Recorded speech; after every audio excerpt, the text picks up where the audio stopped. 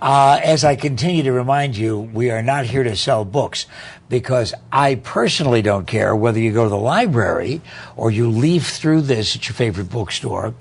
I just want you to find out if there's something in here that's going to be of value to you in the midlife divorce and the Rebirth of Commitment book that my guest wrote as a result of his long experience as a mediator, attempting to save marriages. But you know what? If you want to check the book out and you don't have a favorite neighborhood bookstore, I will recommend one of my favorites, Changing Hands. But don't go tonight. Go tomorrow night. You get a chance to meet Jim at 7 o'clock, Changing Hands bookstore. And I'm assuming you're going to do more than signing. You're going to be addressing. I'm going to be giving a reading from the book, probably from a variety of different chapters in the book, try to make it interesting, give people an idea of the diversity of subjects that I write about. My parents-in-law were married for 65 years.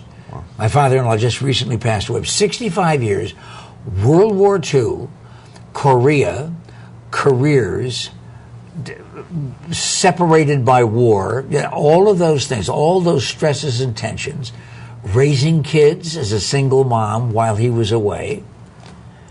65 years. Are we ever going to see that again, or do we just imagine that it was better then?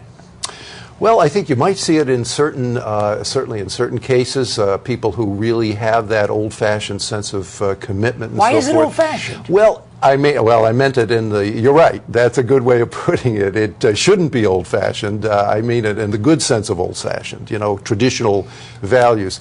I think the problem is that, unlike at the time when your in-laws got married, we now have no-fault divorce. It's a universal thing. Every single state, with the exception of New York, has no-fault divorce. And the problem is, it's supposed to take the bitterness out of divorce. But the truth is, it does not. What no-fault has done, in my opinion, is to make it easy for people to get out for the wrong reasons. You don't need a reason. You don't even have to have a good reason, a bad reason, or any reason at all. And all you need is one person, the husband or the wife. They could theoretically wake up and say, I'm out of here. And you could go to the court and file the papers, and within a matter of months in most states, you would be divorced. And the other person would be saying, we can still work on this. There's no question that the laws have made it easier. In the old days, 65 years ago, or even much more recent than that, no fault really only became universal in the 1980s, but it's made a tremendous change in our But they used culture. to have private detectives wandering around finding fault in some way. That was ugly. Yes, it was. And that was another intention of no fault, is not only to take the nasty personal stuff away out of divorce, but the need to have to prove that one side or the other is at fault. The thinking was, look, in most marital breakdowns, there's plenty enough blame to go around. You don't have to prove that one party is more responsible than another. And I could sort of understand that.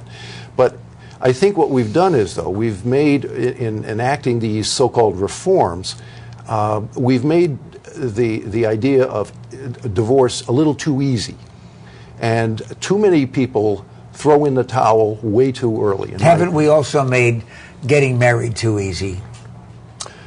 Well, that's another way of looking at it, too. It's, you're right. The number of people that find themselves in Las Vegas for a weekend and, you know, let's just get married. And there's really no training when you think of it. And in addition to that, there's no explanation ahead of time. You go into a marriage ceremony and it's all this very nice stuff. It's very romantic and everything. But what the man and the woman are entering into is a very complex and far-reaching set of personal obligations, contracts. But is there any way that we can teach couples that? Is there any way that we could have individual state laws that say, before you can get married, you have to, the Roman Catholic Church, for example, you're absolutely right. I was about to say that most of the impetus for that has come from religious groups, and a lot of religious groups have within their own faiths programs of that.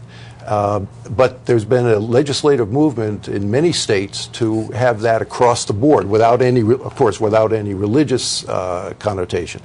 And I don't see that that's a bad idea at all. You know, to have, the problems have been mainly just in the implementation. They'll say, well, who's going to pay for it, and who are these people going to be who do the instructions, which is why it's tended to be more of a voluntary kind of thing. We've only got about a minute left, and this is such an incredibly serious and sometimes overwhelming subject. Mediation, is that the best answer? Well, when a couple right now is on the rocks and saying, well, maybe our only answer is to split up? Well, just to clarify one thing, mediation is for people who have already filed a divorce case in court. They've more or less assumed that their marriage is already on the rocks.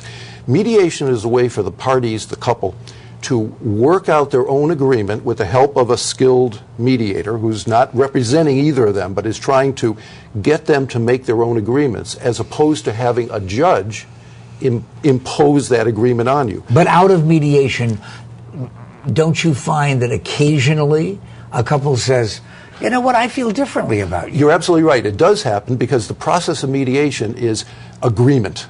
And sometimes they find that after they've agreed on a few things, they get into the habit of agreement, and they start questioning, well, maybe we didn't have to. It does happen, and it's beautiful to see. As a lawyer and a mediator, the happiest times were when the people didn't need me anymore. Okay, right now, of these three, and certainly there are countless others, but of these three, what's the one that you found very quickly is the reason for divorces? Sex, money, boredom.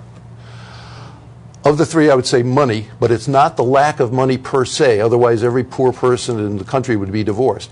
It's different approaches, different philosophies about money. Come back and talk to us about that, won't you?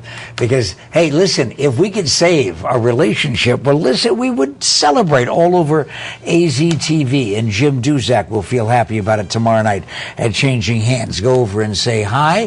Tell him how happy your marriage is, okay? At 7 o'clock. I'll be back in a moment.